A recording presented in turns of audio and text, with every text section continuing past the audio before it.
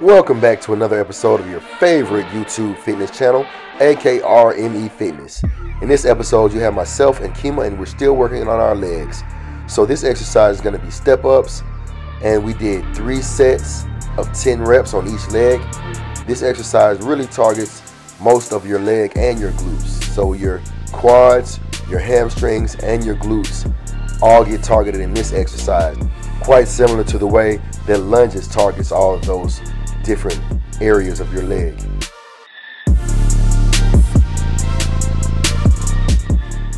And that's exactly what trainers do. Trainers are able to analyze your strengths and your weaknesses based on the performance that they see you put forth. And a lot of times we're able to see the potential that you have that you're not even able to see yourself. And so once we see that potential, we guide you and push you until you're able to unlock your potential. It's not we're creating anything in you, it's already in you. You just don't necessarily know it's in you. So we have to do what it takes to help you bring it out of you.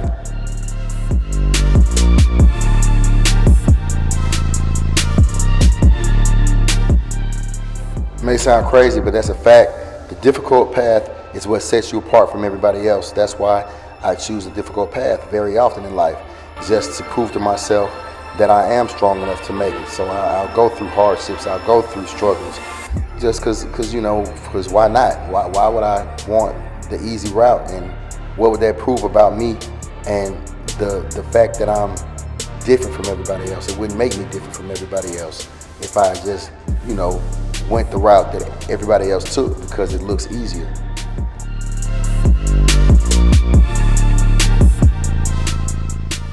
Oh, there's a shortcut.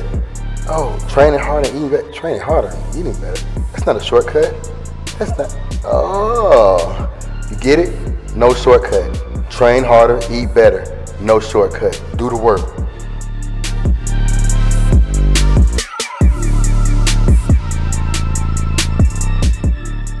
And as crazy as that sounds, it's really a true statement. The relationship between trainer and trainee is a symbiotic relationship, meaning that both people gain from it. It's not a one-sided thing. So if you believe in your personal trainer, then that means that you will do what they say and you'll have faith that it's going to work. And eventually that will carry over into belief in yourself. The more that you believe in your personal trainer, the more that should drive your personal trainer to want to make sure and ensure that they are doing everything in their power to live up to the image that you have of them. So in that sense, it's a symbiotic relationship because both parties are gaining from it. And yeah, still believe in your personal trainer, and that will in turn turn into belief in yourself.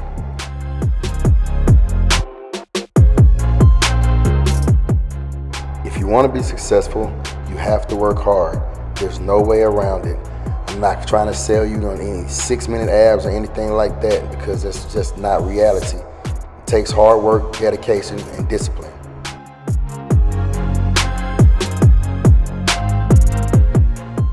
And that's what most people don't understand. They move like this and move like that in an attempt to try to impress people, and potentially, I guess, gain respect. But at the end of the day, work ethic is where your respect comes in at, not trying to do this just to show somebody that you're that person or that person. What is the motive behind your work ethic? Why are you working the way that you're working, and is it authentic? Because if you're just doing it to put on a show, then that still isn't going to gain your respect. It's just because it's fake. Because what are you doing behind the scenes when nobody is watching? That's where your true work ethic is actually displayed, and it shows, and people can see and tell when you do emerge in the public that, okay, this is not an act, this is who this individual is, this is his real work ethic, and that's where the respect comes from.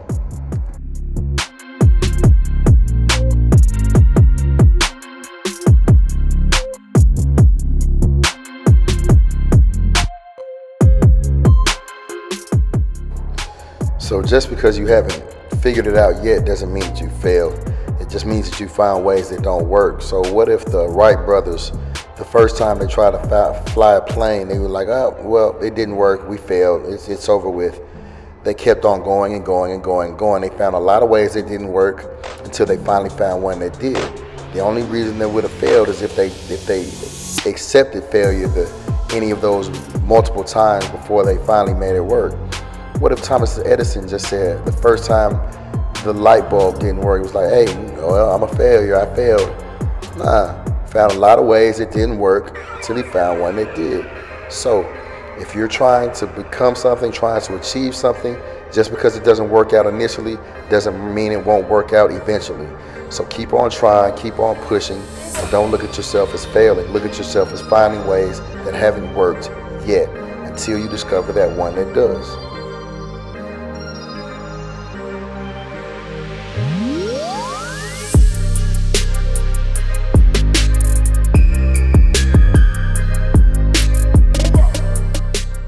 So this statement is about mastery. An individual who has done 10,000 kicks once, he's a novice, he's not a master. He's just like everybody else that has thought about, trying a kick, and he's done it once. Okay, I'll try this kick. Well, I don't like this kick. Let me try another kick. Let me try another kick. That kick's not powerful, it's not dangerous because you haven't mastered it. Whereas a person who has done one kick 10,000 times, he is a master. He's perfected that kick, and that kick is going to be powerful and dangerous. Just like your muscles will grow if you do the repetitive motion over and over. That's what will make you a master at these movements, and a master of your body, a master of your craft of working out.